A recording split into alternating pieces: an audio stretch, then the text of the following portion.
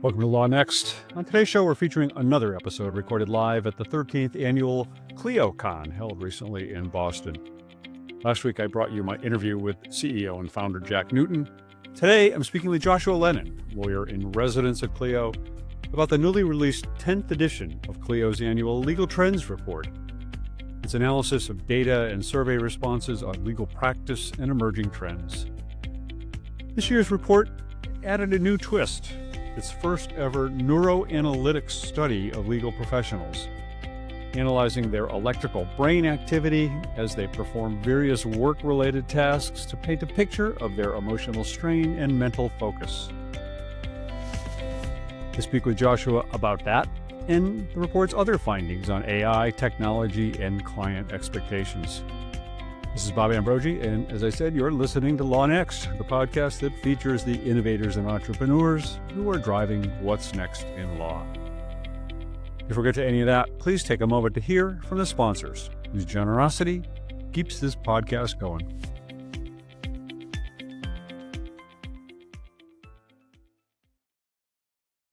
Capture lost revenue by accurately tracking time, anytime, anyplace. Bill for time. The most trusted legal time tracking and billing solution, simplifies your day with multiple timers for accurate time tracking, customizable invoice templates, and online payment processing to get you paid up to 70% faster. It's everything your firm needs to keep billable hours on track and non-billable work off your task list. See for yourself at billfortime.com. That's bill, the number 4, time.com. You didn't go to law school to waste time writing and responding to discovery requests. Never waste time on discovery again with BriefPoint. BriefPoint drafts your discovery responses and requests for documents within minutes of your first sign-in. BriefPoint is the most reliable discovery drafting solution on the market, and it works right out of the box. Get your first document drafted by going to briefpoint.ai and clicking Get Started. No credit card required. BriefPoint. Draft what matters, automate the rest. Now let's get to today's conversation. All right. We are recording, I think. This is Bob Ambrogi, and I am here at ClioCon 2025 in Boston in another of a series of interviews I've been doing today so far. We are on the first day of this 2-day conference, and it's already been an action-packed day. And I am now speaking here with Joshua Lenon. Joshua, why don't you kind of introduce yourself and what you do here? You got it. Thanks, Bob. Hi, I'm Joshua Lenon. I'm the lawyer in residence at Clio. I'm an attorney admitted into New York, but for 13 years, I've been serving as a voice of the customer inside a legal technology company, trying to teach technologists on the special needs, ethical requirements, and compliance obligations of lawyers as they help their clients.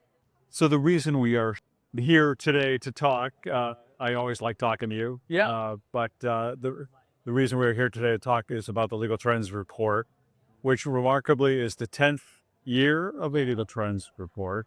It's got some new features, some new findings, some new ways of looking at data this year. Mm-hmm. Maybe before we get to any of that, kind of just give us the overview of what is the Legal Trends Report, what's been the idea behind it all these years. You got it. So the Legal Trends Report is originally a big data look at the practice of law.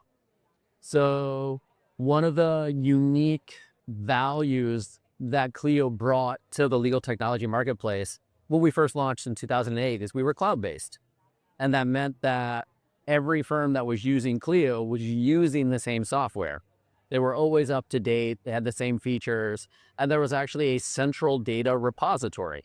Now, that doesn't mean that Clio, the company, can look at the confidential information that's being stored by the customers, the law firms, their clients' data. But it does mean that we could see some really high-level usage metrics.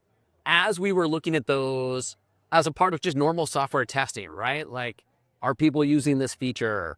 Are they having trouble logging in? Are they using mobile more than they're using web? Are they using Macs more than they're using PCs? We started to notice trends in how people were running their law firms based on how they were using Clio. And this is an insight that no individual firm could ever have because they just can't see that breadth of information.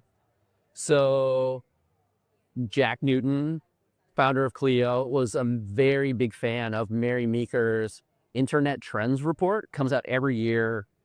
Phenomenal information, right? And he's like, how do we do something like that with Clio? And this insight that we had, these user metrics, actually led very much into that. But we didn't publish it until 2016. We actually laid the groundwork for it in 2014, where we changed our terms of service to ask for permission to publish these anonymized, aggregated usage statistics, and then built in an opt-out mechanism in Clio Manage, where you can be like, no, don't include my firm. And then we just sat back and waited to see, would lawyers object to this reporting permission? Would we see a bunch of people opt out? And what we instead saw was tens of thousands of law firms contributing this information. And in 2016, it gave us some really crucial insights that had just never existed before in the practice of law. We could actually tell what the average hourly rate was, and not just across the United States, but per state, which was shocking. When I was practicing and trying to get my law firm up and running, the only resource was asking those few lawyers that I knew personally and hoping they charged a rate that made sense for my business plan. And instead, now I can see, like at a very high level, what lawyers and non-lawyer timekeepers are charging. We also published our initial set of key performance indicators, the KPIs. And what those boiled down to was that the average lawyer was billing 2 hours a day and only collecting on 1.5 hours a day. It was less than 18% of their day was actually being spent on compensated work. And this was just night and day to every survey that Lexis or Westlaw had ever put out from a big law firm. Yeah. And so we started to see that this big data approach was giving us an honest view of how lawyers are practicing. But honestly, it raised more questions than answers. And the next 10 years have been, okay, how do we answer this question now? How can we refine this odd data point that we can see such that it creates a virtuous cycle with our customer base and their clients? So 2016, you're only getting compensated for 1.5 hours of your day. Where are you spending that rest of that time? That was the question, right? And we spent 2 years researching that. And so much of it is being spent in administrative work and actually doing the billing for that billable work. And we invested a huge amount in, like, how can we automate that process? And we started to see those numbers change. And what we see now, 10 years later, is that the average lawyer is billing closer to 3 hours a day, which you think is not a huge improvement. But actually, they've jumped from 18% to 30% of their day is now billable. And we see that the average revenue per timekeeper collected over that 10-year period has increased 82%, even when we adjust for the increases in the hourly rates we've seen over time. Yeah. Yeah. You know, just to kind of double click on that history a little bit, because I was talking to Reagan Adel, the Chief Marketing Officer of Clio this morning, and we were talking about the Legal Trends Report a little bit. And I commented that imitation is the sincerest form of flattery, in that I think a number of companies are now putting out reports similar to the Legal Trends Report. But when the Legal Trends Report first came out, and for the first few years of it, nobody had ever done anything like this before. And nobody had ever really been able to give this sort of data-driven insight into how lawyers spend their day and what law practice looks like. And I just remember being startled at the findings early on, because it was counterintuitive to what a lot of people perceived a lawyer's day looked like. But the numbers don't lie. And that's really what's been fascinating about this survey year after year, is the insights that it reveals about lawyers and their. Oh, yeah, absolutely. And while there's lots of imitators, I will say there's still only one original. Most of what we've seen published, while still great, I don't want to knock them, aren't necessarily based on the big data that we're seeing come out in the Clio Legal Trends Report. And we know that that's a difference. Yeah. And so we always make sure that we're bringing that big data insight as the core focus of each legal trends report, because again, nobody else is doing it. And there's that virtuous cycle that we think it enables. Yeah. So this year, for the first time, you included this aspect of the survey looking cognitive analysis. How do you describe it, what it is? It almost sounds science fiction-y or something like It that. absolutely sounds science fiction-y. If you remember at last year's ClioCon, we actually had a keynote speaker who came and talked about people now measuring the brain in a very fine degree. And while that wasn't the inspiration for this, the technology that she was describing is very much behind this. As we keep reading about artificial intelligence and how it's going to like remove the drudgery of practicing law, one of the things that I've been asking and nobody has really been able to answer is, can lawyers handle a day where that high value work is all that's left, right? It's kind of nice sometimes to do a task where I can like just crank something out, right? So zone out while you're doing. Yeah, I can zone out while I'm doing it. And so we're like, how do lawyers handle using AI? Is there something we can measure around that on like, does it improve their well-being? Does it help them like be kind of the type of lawyers they want to be? And we were fortunate. We've got a great teammate, Roger Purcell. He actually did some reporting work with Spotify, and Spotify looked at kind of the ways of measuring the emotional and mental impact of music. And so he leveraged that experience, bringing in this company called Neuroanalytics. They physically measure electromagnetic signals in a person's brain while they expose them to certain tests. It's almost entirely done for like advertising and marketing, but we asked if they could do it for user testing, and they agreed. So what they do is it's almost like a helmet with probes on it that can measure electromagnetic signals in your brain. And then we designed a series of tests and tasks that we think are a part of a normal workday.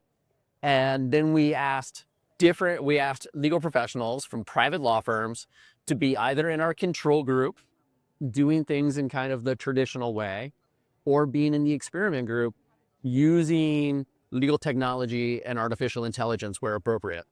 Do we get pictures somewhere of a room full of lawyers wearing helmets? They're done one at a time. Well, I wish we did. And one of the things that we realized later that we should have done is we should have asked Neuroanalytics to come and let people measure themselves doing this here at ClioCon.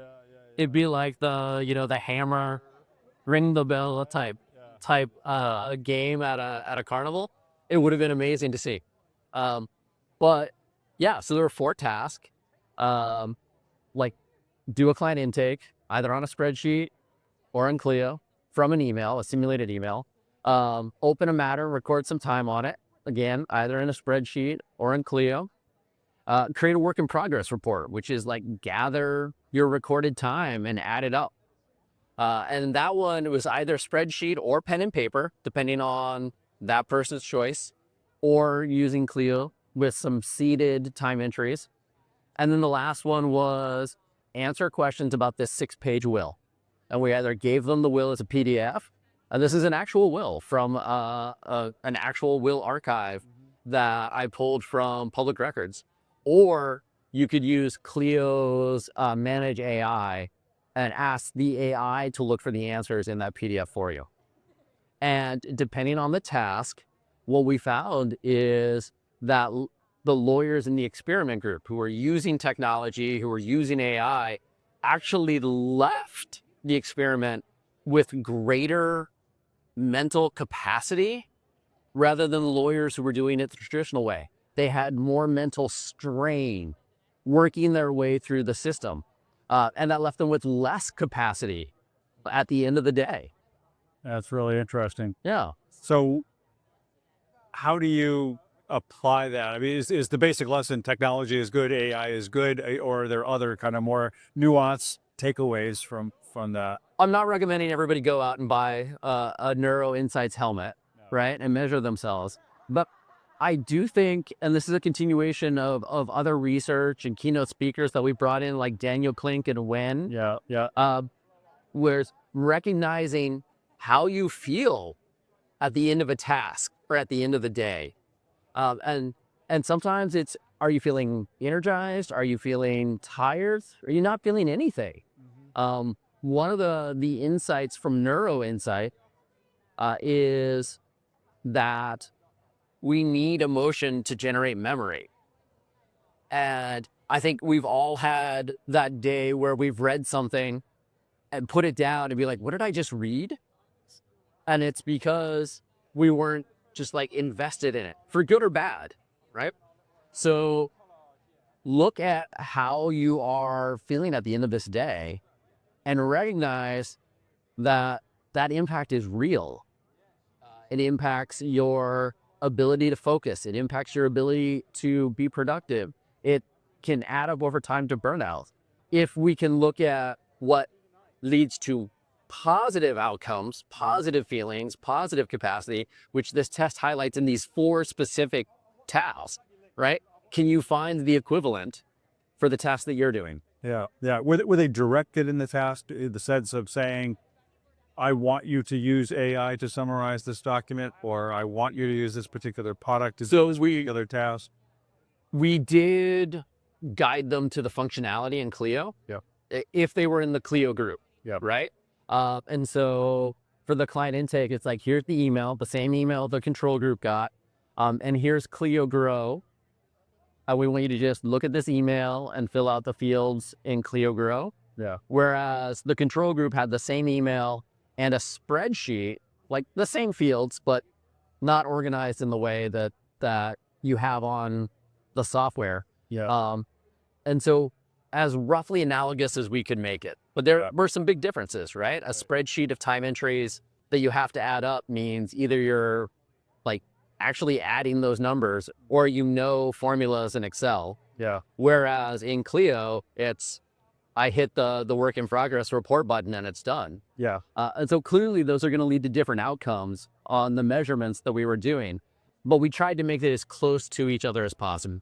Do you think these findings as to emotional strain and cognitive load and these other facets of it are somehow specific to Clio, or are they generic to the use of legal technology in law practice? I do think there's a bit of chicken and egg in that question, right? And part of it is that we do have a really strong feedback cycle in Clio in terms of user experience. That same data that's feeding into the legal trends report is feeding into product improvement, right? And we know that if we issue something and it's not quite right, like we don't see like high adoption rates, we get complaints about how it's laid out. We actually have a Slack channel at Clio that's solely devoted to daily feedback, good or bad. It's our NPS score. Our customers are randomly asked to provide it throughout the day. And we just get this rolling series of feedback. So part of the chicken and the egg is, have we kind of nailed it because we've worked so hard at listening? And the visual effort aspect of cognitive load that's part of this report, what we saw is that even though 77% of the test takers had never used Clio before, when it came to how do I use this tool, am I going to have to like kind of look around and hunt and peck and figure it out, they actually had minimal differences compared to the people who are like, oh yeah, I know Excel, I've used this for 20 years. So it's chicken and the egg, but I think the best outcome is we're working really hard to be easy to use because we know lawyers need it to be. No.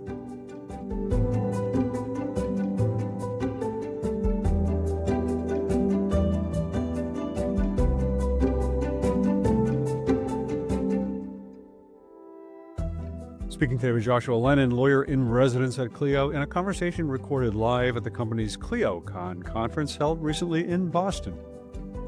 We're talking about the findings of the 10th Annual Legal Trends Report, which looks at data and surveys to paint a picture of legal practice. In a moment, I'll ask Joshua about the report's findings regarding lawyers' use of AI.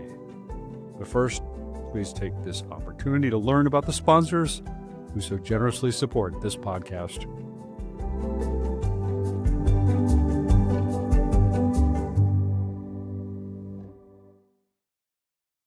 Ready to free up your day so you can spend more time on billable work?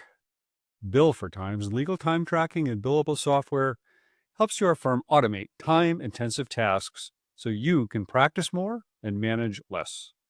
Plus, Bill for Time's simple, easy-to-learn interface and award-winning live customer support ensures that your firm will be up and running in no time. Visit billfortime.com today to learn how you can take your practice to the next level. That's Bill, the number 4, time.com. The $10 million call doesn't always come during business hours. Sometimes it's 10 p.m. and there's no one there to answer. Eve AI Intake is the always-on system trusted by top plaintiff firms to capture every lead, qualify every case, and make sure the biggest opportunities never slip away. Firms like Mike Morse Law are already using Eve to handle after-hours calls and keep million-dollar cases from slipping away. Visit eve.legal/intake. That's eve.legal/intake so you don't miss the next $10 million call at 10 p.m. Welcome back to LawNext. This is Bob Ambrogi, and I am bringing you an interview I recorded live in Boston at the 13th Annual ClioCon. My guest is Joshua Lenon, Clio's lawyer in residence, and we're talking about the latest Legal Trends Report. As we return, we discuss the report's findings regarding lawyers' use of generative AI. Let's get back to that conversation.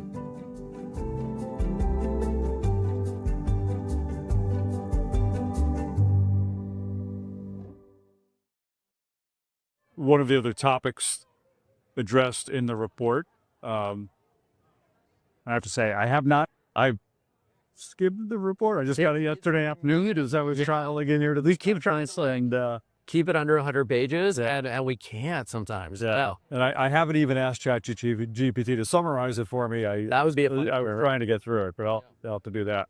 But I know that the report, again, addresses lawyers' use of and adoption of, legal professionals' use of and adoption of generative AI. Yeah. What can you tell me about that? So one thing that really surprised me was we found that more lawyers were reporting using non-legal specific AI than using legal specific AI. Honestly, I was a bit disappointed with that one because I think legal specific AI, honestly, is just where the lawyers need to be going. It depends on the task. It depends on the task, and that's just it. And so when we asked, are you seeing like financial impact from AI, positive, negative, strong positive, strong negative, what we found was 36% said they're seeing positive financial impact from using AI. And something like 77%, I think I'm getting this number wrong, reported that most of the improvements in their revenues came from like administrative operations. Yeah, 77% I think is right. And that lends itself to exactly what you're saying. You don't need a legal specific generative AI if you're writing marketing copy for your newsletter. Right. If I'm summarizing a document necessarily. Yeah. You know, or I want to summarize legal trends report. ChatGPT can do that just fine. I don't say the legal specific AI. Yeah, so I was surprised by it, but I think there's a logical explanation. Yeah. And I also think legal AI is still really evolving in its utility and our ability to convey that utility. That's on us as a technology vendor to teach where those benefits can be seized. Yeah. What about overall adoption and whether there are still hurdles to adoption? Yeah. So one of the questions we asked, and I included this because I read a separate study on this, was, does your firm have a policy on AI? And are you encouraged to use AI? So is it allowed and are you encouraged was the answers we were looking for. And what we found is 53% of the respondents said either their firm didn't have a policy or they didn't know about it. Only 30% said that they were both allowed and encouraged. And the reason I asked that is this separate study was performed in Denmark in late 2024, published in 2025. I can share it with you later. Looked at 7,000 different businesses, including legal as one of the categories of business that they looked at. And they found that the firms that were reporting benefits from AI, financial or otherwise, were the ones that both allowed AI and encouraged it. So they picked tools, they trained on it.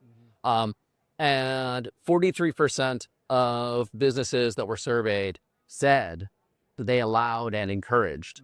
Only 30% of the legal businesses in that study did. And what we're seeing is in our own survey, 30% as well. So I think there's a lot of room to grow in not only understanding the value of these tools, but doing the work to bring them in and use them properly. Yeah. It just occurs to me as you're talking about that one of the ways that Clio has evolved during the years that you've been doing the Clio Legal Trends Report is that your market has grown and expanded from primarily smaller firms to mid-sized firms, and now kind of officially this morning with the launch of the enterprise division into the enterprise sector. So when we're talking about law firms in this survey, who are we talking about? So the data samples that appear in the Legal Trends Report do vary based on their source, right? Our surveys are randomly selected lawyers. They're not all Clio customers, right? We work with an outside agency to make sure that we're looking beyond the Clio ecosystem. And so because they're random, there's big law, there's mid-size, there's solo and small, but the makeup varies from year to year. In our Clio big data analysis, it's roughly analogous to the industry as a whole. You're going to see about half of it comes from solos, right? About 15% comes from big law, and then everybody else is that space in between. Yeah. And of course, it'll vary by locale as well, right? Like if I wanted to report on Chicago versus Minneapolis, that makeup's going to vary. But we do see it to be roughly analogous. That being said, we don't include data if statistically it doesn't seem significant. And that's a statistics term that I encourage you to talk to our data scientists about. It's a measure of, do we have a big enough sample that we can kind of weed out the odd extremes? And then the second thing that we measure it by is, can it be used to re-identify anybody who's contributing? And we're really fortunate, tens of thousands. So it's virtually impossible. But it has, for a while, we had to exclude Alaska because we just didn't have enough lawyers that we felt was both statistically significant, and there wasn't like the lone immigration lawyer in Juneau who's like, hey, wait a minute, I think that's me. And so we just didn't include them for many years, but now they're there. Yeah. Yeah. Does the survey break that down at all in terms of some of the findings of the survey? Is it broken down by firm size or other factors? We do, yeah. And so there are 4 segments that are included in this Legal Trends Report, 5 in one area. And so we look at solos. We look at firms that have a head count of 2 to 4. And when I say head count, it almost always means timekeeper, because the aspect that we're looking at is billable work that's being recorded, either towards a flat fee, contingency, or hourly matter, depending upon the figure. Then the third category is 5 to 19. The final category is 20 plus, which is the start of our mid-size category. In one figure, we actually look at 50 plus as well. Okay. Yeah. All right. But we find, again, in order to make sure it's statistically significant, those are the right buckets to look at. Yeah. You talk not only to legal professionals, but you talk to clients as well as part of this survey. Yeah. What did you find this year about what clients are saying, thinking about the use of AI by lawyers? They're very hypocritical, to be perfectly honest. Right. Yeah. So something like 53% said they either have or would use like ChatGPT to answer a legal question. I mean, I get it, right? It's accessible. It seems authoritative. Yeah. And so it's the same problem lawyers have been dealing ever since the message board was created, right? Yeah. Somebody's given legal advice, even though they're not lawyers. So, but then when we ask them about their comfort levels with lawyers using AI, it always ranks a little lower than that 53%.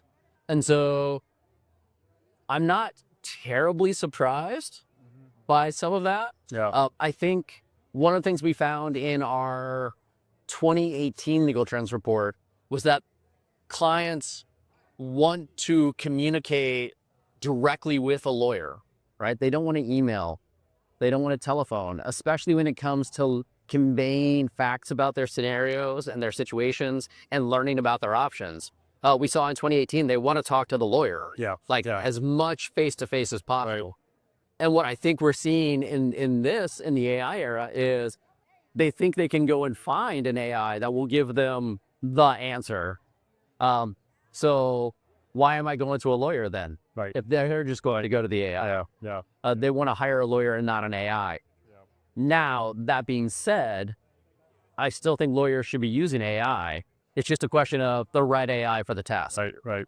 Yeah, so hypocritical clients, no surprise. Yeah.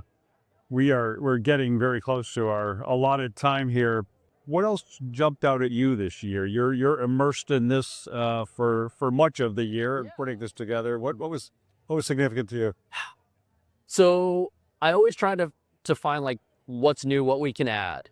And so in our last legal trends report for mid-market, for example, I took a look at the distribution of hourly rates because we publish this average, but there's no one rate for like a mid-sized law firm, right? In fact, we found the average law firm has 8 lawyer rates and 8 non-lawyer rates. I'm the person who brought lockup as a metric that we're reporting. And so this year, I brought in, we're calling it responsible law firm finances. Every matter in Clio has a responsible lawyer assigned to it. Maybe they're the first chair in litigation. Maybe they're the lawyer responsible for proofing the paralegal's work in transactional. But every matter has that, no matter the firm size. So I think it's a really unique, universal lens to take a look at workload, revenue as organized per like kind of team lead. And so we've included that, and we actually look at historical revenue, and we publish it all the way back to 2016 this year. Yeah. This is what surprised me, though, is when we also brought in our longitudinal study, where we look at growing versus stable versus shrinking law firms. It really became clear that if you were a growing law firm, there were 2 models, and they vary greatly based on size. Growing law firms in that solo and that small segment, that 2 to 4 headcount I mentioned, were growing their revenue per responsible lawyer because they were very clearly delegating certain amounts of work to either free up the lawyer or to bring in additional services, but they weren't increasing headcount, right? And so growing law firms saw their revenue like shoot up per responsible lawyer. It was 20% for solos and 20% for the small boutiques. The larger law firms, the 5 to 19 and 20 plus, what we saw is they had, even though they were a growing law firm, much smaller growth per responsible lawyer. And that's because when it comes time to handle more business, rather than increasing capacity per lawyer, they're just adding more lawyers and they're adding more teams. And so this is the first time we've seen this proof of vertical growth versus horizontal growth. And what's the impact per responsible lawyer within those firms? And it really makes a big difference in the revenue per lawyer. Yeah, that's really interesting. Yeah. Just a quick aside, I guess, any data in there about what's happening with the use of the billable hour? You keep hearing about its decline in the age of AI. Any evidence of that? So yes, but it's small. What we see is there is a percentage of law firms that are telling us that they're having trouble meeting their billable hour targets now since they've adopted AI. Yeah. It's about 21% of wide adopters, and this is self-described, like we're widely adopting AI. 21% are saying, yeah, we're having trouble meeting those billable hour targets, but they're also in the group that's most likely to report increased revenue. And we're like, okay, how does this make sense? And it's because they're increasing their hourly rates. if I can't bill 3 hours at $500 a pop, I'm going to bill you 1 hour at $1,500 a pop. And those are like made up numbers. I don't think the hourly fee is dead. I think the amount of hours being billed is what's on the decline. Yeah. Yeah. All right. Well, 10 years of legal trends report. Yeah. My brain is already dead. Is there an overarching theme or lesson or something that you've kind of take away as you look back over the 10 years of doing this? I've really been encouraged by how the individual questions we've asked along the way are actually leading into the conclusions that we see here. It feels like we're starting from scratch every year, right? But it's not. One of the things that I'll mention in the presentation later today is in 2023, we saw that firms that didn't just adopt electronic payments, but leaned into using them across like more bills, right? Greater percentage of their bills actually had like faster and faster collection rates than firms that didn't. Yeah. And so there's going to be not just, are you using technology, but are you like continually adapting that technology to new and better use cases? That's going to be the big difference between a growing law firm and, quite frankly, everybody else.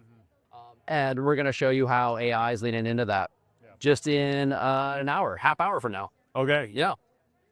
Joshua, Lenon, thanks so much. Really appreciate it. Always a pleasure to talk to you. You are one of 5 people that's been at every ClioCon. We were talking about this earlier today. Are you one of them? Were you? Well, it's myself, Jack Newton, Lauren Sanders. Phil Brown hasn't been to everyone. He hasn't. No. I thought he. It's you and Ed Walters. Ed has been at every. Yeah, those are the people who've been at every one. Right. And you have reported on every legal trends report for the last 10 years. So I want to thank you. Honestly, you're part of what makes this all possible. And you keep us honest, and I appreciate that as well. We try. Yeah. Well, thanks a lot. It's a pleasure to speak to you, and good luck with your presentation this afternoon. Thank you. Good. See ya. Thanks for joining us for today's show. Hope you enjoyed it. If you'd like to share your own thoughts or comments, please do so by messaging us on LinkedIn or other social media, or by emailing me directly at ambrogi@gmail.com. If you're a fan of LawNext, leave us a review. LawNext is a production of LawNext Media. I'm your host, Bob Ambrogi. I hope you'll join us again next time for another episode of LawNext.